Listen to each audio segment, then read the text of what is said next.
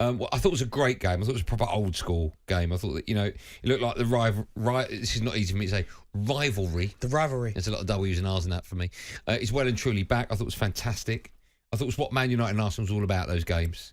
High pressing, high tempo, very exciting, young talent on show. Saka. Don't make me laugh. Someone said to me in the office that Manchester United's title challenge lasted 2 days. You better win the Premier League, Bentley. You better win the Premier League. But no, listen, we played. It was a good game of football. I thought overall Arsenal were the better side. Certainly second half. I thought second half Arsenal from start to finish got in United's face, really tried to cause them problems, got themselves in front with a. Listen, we speak about Saka. He's on the form of his life and he's playing really well. I thought, right, when they went 2-1 up, right, let's hold on. Man United, by the way, underrated header for Martinez, by the way. He lobbed it up, get it up and over. Yeah, it was a great header. But yeah. Do you know what? With goals now, every goal, more so when my team are playing, every goal I can't celebrate until they've checked it. Yeah. I sat there, I was like... Well, how do you think I felt with the winner? The winner at the end. Yeah. But then you get the celebration twice, right? Yeah, but no, Arsenal playing really, really well. For me, the next England squad, Eddie Nketiah has got to be in it. For me, has to be in it. Does Jesus get back in? Not right now, he doesn't. Look, listen, Gabriel Jesus at the start of the season was phenomenal. What a statement that is. But he doesn't score the goals that Eddie scores. He's a better player, all-round player. But if you've got a guy, Eddie, who's scoring goals, playing really well, Arsenal continually winning games, how do you take him out? Eddie's probably waited his whole life for this opportunity to start for Arsenal Football Club week in, week out. And look what he's doing, scoring goals at will. If you've got a final tomorrow and Jesus is fit, who you start with? Right now. And Jesus has got maybe 4 weeks of match practice under his belt, so he's fit, he's match fit. Yeah, he's match fit, but Eddie's in the form now. Yeah. I'll start with Eddie. Do you think all Arsenal fans do? Yeah, I think majority of them. I think a lot of Arsenal fans were a little bit, what do we do? What do we do now Gabriel Jesus has gone down? Because a lot of people wasn't really giving Eddie Nketiah much credit. But to be fair, the way he's come back and the confidence that he's showing. And as I said, the last goal is typical him. Like, he's all-time record goal scorer for the under-21s, but he's one of them centre-forwards that is a natural goal scorer. So the ball ricochets around and he's in the right place at the right time, just gets anything he can on it, like outside of his foot, and it goes in. But his all-round game's gone to another level. We're going to talk Harry Kane a bit later on, but Harry Kane, of course, always starts for England down the middle. Either side of him now, has it got to be on this kind of form, Saka and Rashford? Yeah, they're the only two. I mean, Grealish is doing quite well. You've got Foden, I guess. But if you're looking at form, Rashford's in the goal-scoring form of his life, playing really well. I mean, his goal, by the way, whack goal. But Saka on the other side. I love your sound effects. Yeah, but Saka on the other side, them two, and then Kane down the middle. But listen, what an advert for football. Yeah, if you're neutral. It was great. Let me get your views on Manchester. Do I get an apology from you? Well, for what? What was it? Because you said that Man United would smash Arsenal. Yeah, I said before Casemiro. No, I'd like an apology. No. I had to deal with you all last week in the office. You and Neil chirping up. Before Casemiro got the booking. And then after that, I was like, I actually said to you, I don't fancy it now. And Neil was still chirping Yeah, off. Neil serves him right. I put the video out on social media at Darren Bent. Put a Neil back in his box. Exactly. And Neil, by the way, works here at talkSPORT. I want to talk to you about Man United. I thought Wan-Bissaka was fantastic. Brilliant. I thought he was great. Talking about players getting in the England squad.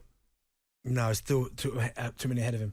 Okay, but still looks good, right? 1v1 defending. I think he's the best like in the league. Spider, isn't he? The way he can get his legs out and. Do you know what? I knew the first couple of minutes. I said this could be interesting. Martinelli picked up the ball, ran at him. I said this would be interesting. Didn't get past him. He tried again after that. Didn't get past him. And it was almost like Martinelli went, you know what? No, I'm not going to waste my time. I ain't going to waste my time. What I'm going to do is I'm going to get the ball and just keep it safe. Which is why I'm surprised that Trossard didn't come in earlier, because he picks up them intelligent little positions just in between, like in the pockets where you can't really be marked. But yeah, I thought Wan-Bissaka, and again, Erik ten Hag deserves a lot of credit for the coaching because he looks fantastic. Antony came with a big price tag, around about 86, 87 million pounds. What do you make of him, Seth? No. Why is it not working? All tricks and flicks, no substance at the minute. Do you know what I mean? Like, he's doing all this stuff, but he's not going past anyone. It's not like he's doing a trick to manipulate the ball to go past someone. He's just doing it for the sake of it. A little bit like the spin. Like, at the time, I was like, oh, come on, it's only a spin. For what you're describing, some people call those players a YouTube footballer. Is that what you're calling him? A little bit, yeah. Like, you clip up all the best bits of a footballer and then you look at it on YouTube and you go, wow, I can't believe we're signing him. But where's the substance in between? Where's the end product? I know he started off all right at United, a couple of good goals, but where's the end product? I just felt, when I was watching, I think he's a good player, right? There's no doubt about his left leg. 82 million worth? Well, we haven't seen that yet. I think everyone will agree with you. We've seen it in flashes. I just felt in the game yesterday, he was hugging the touchline too much. Like, whenever he got the ball, there always seemed to be an Arsenal player on him. He didn't have that much space. But when Saka got the ball, he wasn't necessarily on that touchline, but he had the option to go left or right when he's running with the ball, and I don't think Antony had that. I also don't know what Antony's instructions are. Because he's got that left peg, if he's going to put a cross in, he has to sort of Drop back. Yeah, check on himself and then come in. But he's not even doing that. But I think when you sign a player like Antony, it's because of the end product. He can go past someone, create something, score a goal. And at the minute, certainly yesterday, he didn't really do anything. Whereas, as you said there, and again, I actually thought Luke Shaw played all right. Yeah. But when Arsenal continually feed the ball, I think Rashford yesterday in the game touched the ball 31 times, and he looked good. Saka touched the ball 71 times, right? Every time Arsenal got the ball, boom, straight out to Saka.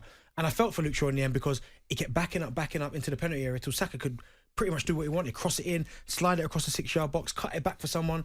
But saying all that, I thought Luke Shaw did all right. Yeah. Just quickly going back to Antony, Jadon Sancho is back in training. I don't know what the deal is with him, mentally and physically, but I'm sure sooner rather than later he'll be back in contention. Does he start if he hits a bit of form and Antony's form continues like this? What United's front three will be a striker, bit Val, and then... Yeah, I mean, obviously the left side's taken care of in Rashford. Yeah. But it just depends who's on the other side. I mean, at the minute, I quite like Garnacho, but I can't see him starting yet. So if you're Jadon Sancho, you're looking at this opportunity and you're going, you know what? If I can get myself back mentally and physically, and I'm up to the levels that Ten Hag wants, there's an opportunity there because no one's really... Alangrad flirted with it a little bit, then he did quite well, but no one's really kind of stamped it and gone, like Rashford's on the left, right, this is my position, I'm the one who plays here. The right-hand side's still up for negotiation, I think. Okay. 2-horse race, 3-horse race, 4-horse race? Where are you at? Right now? Yeah. 2-horse race, I think. Just Arsenal, Man City? Yeah. 03717223344. Farhad joins us now. Hello, Farhad. Hello, lads. You all right? We're good, very well. How are you today? Great show. Brilliant. First time caller. Well, I've called a few times. This first time I got through. So. Oh, okay. Well, it's great. It's lovely to have you on. Thanks for coming. Have a good one. Bye. Nah. No, I'm talking about Arsenal. So. What would you like to say, my friend? Well, I was going to say about this. A lot of United fans and friends I've got, they said, oh, if you had Casemiro, it'd be a different story. For me, if you had Casemiro, it would have been far easier for us to beat you. No, because it wouldn't. Because the fact he wasn't there, a lot of players were like subconsciously working hard. Look, we haven't got the holding material, we ain't got to protect, we've got to work, put hard. Subconsciously, if he's there, you're going to think, oh, Casemiro's there, he's going to deal with it. I can't see him dealing the way Odegaard's playing at the moment, and then Xhaka's backing him up, coming at that sort of time. I don't think it would have played a lot. United are stronger with Casemiro, right? Yeah, but it depends who you play. Arsenal. If you're playing us, the way we play now, we're still coming forward. Casemiro just standing, tries to protect the back foot. With Odegaard coming, he's brilliant on the ball. The way he finds time, the way he finds the space, and then Xhaka backing him up, Casemiro will struggle. And then a lot of players will subconsciously thinking, oh, we got him, he's going to protect. I think it would have been a lot worse. Farhad, did you say it's your first call? Your last. Because you've made history. It's 2 calls in one, your first and your last. You are welcome back whenever you like. Thank you so much for your call. No problem at all. Thanks, Farhad. So there you go. Farhad, the Arsenal fan, saying Casemiro makes no difference. Listen, I think Arsenal would have won regardless, but I would have thought that. But Casemiro would have made a difference. It's 1-1 this season. Let's not forget it. Okay, I it's understand. 1-1. Okay. We won ours, you won yours. Okay. All right? But it's about now, here and now, and we beat you. I hope you don't win the league. So. Why? I want you to win if it's you or City. So, but why don't you want us to win it? Because of me? Yeah.